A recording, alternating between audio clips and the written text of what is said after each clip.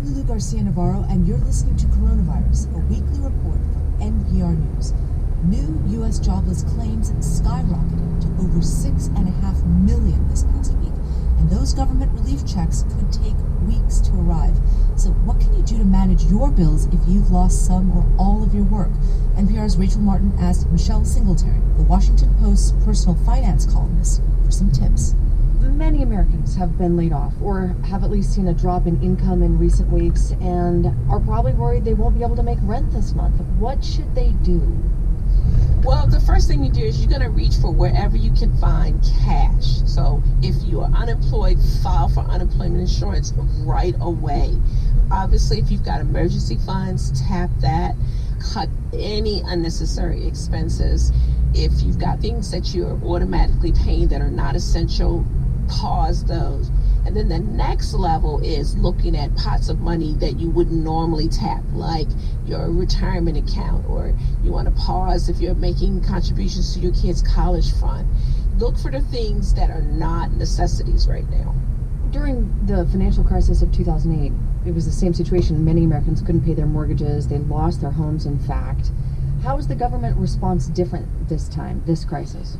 Well, Fannie Mae and Freddie Mac and FHA have encouraged lenders and have put in place provisions that allow them to stretch out when people need to pay their mortgages.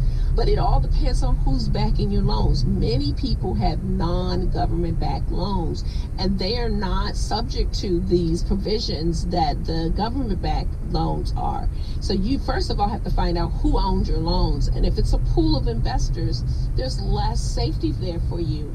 And what I'm hearing from readers who contacted me is that many of the lenders are saying, we'll give you a break for 90 days, but at the end of that 90 days, you've got to pay all that money back, plus that current mortgage. So the best thing I can tell you to do, if you can get through to your lender, because that's the other problem, many people are calling and on hold for hours and hours and can't get through. Just keep trying to get as much relief as you can from your lenders. The federal government is going to provide some economic relief, right? People are going to see as much as $1,200 in their bank accounts. Understanding that every household is different and the needs are different, what's your best guidance on what to do with that money? So if you haven't filed a return and you're eligible for this money, go ahead and do an easy return. You can go to irs.gov. There's free file.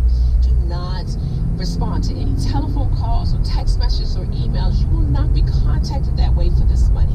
It's coming through the IRS. If you receive Social Security, you'll get it just like you get your Social Security check. There is nothing that you have to do other than file your tax return if you haven't filed one. If you have lost your job or had a disruption to your income, save this money for necessities, for your rent, your utilities, food. Don't put it on debt. Don't put it on your credit card.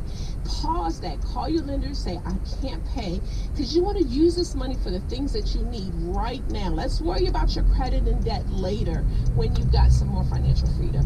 And I'm hearing from a lot of people who are getting this money, some couples as much as $2,400, and don't really need it, and they're asking me what you should do.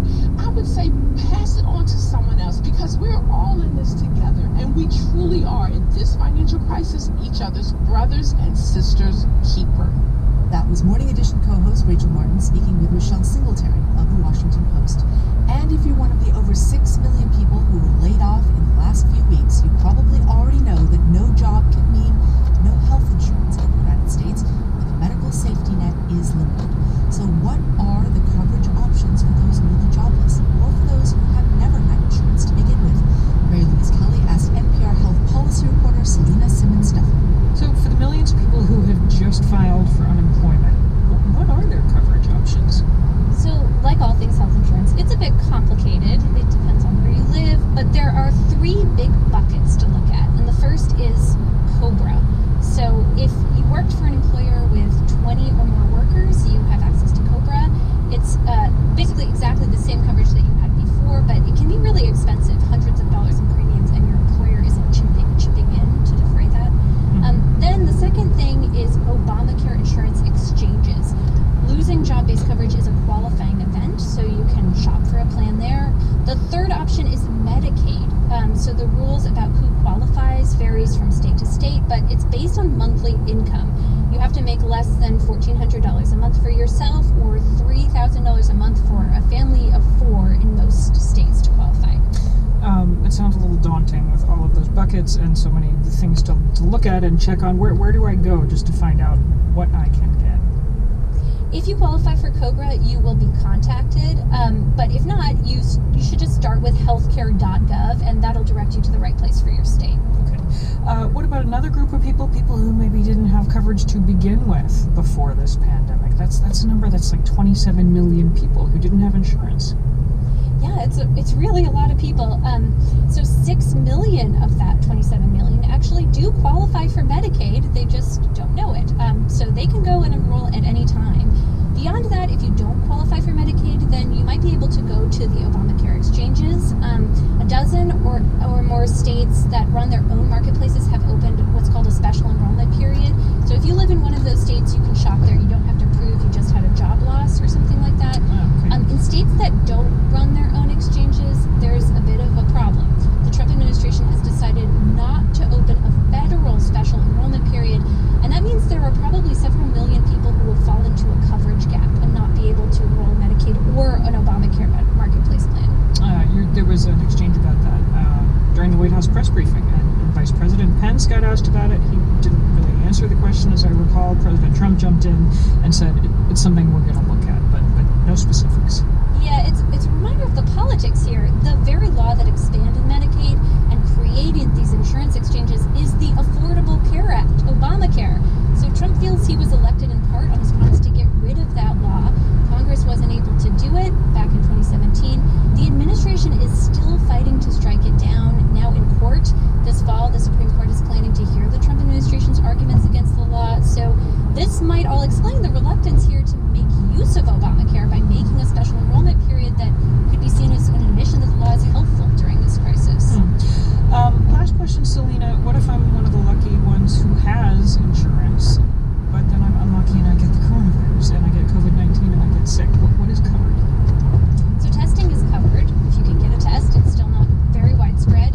Congress passed that into law that it must be covered. Treatment is still an open question. If you do end up in the hospital, even with insurance, you might end up paying thousands in deductibles or copays. A few insurance companies are waiving those patient costs, and others might follow suit. There is one more worry here I wanted to mention. Hospitals and doctors can also bill patients directly. Those are surprise bills or balance bills. That has not been addressed by Congress. So that's another worry for folks in addition to all the other worries. Alrighty, thanks, Selena. Thank you. That was Mary Louise Kelly, co-host of All Things Considered, talking with NPR's Selena Simmons-Duffin.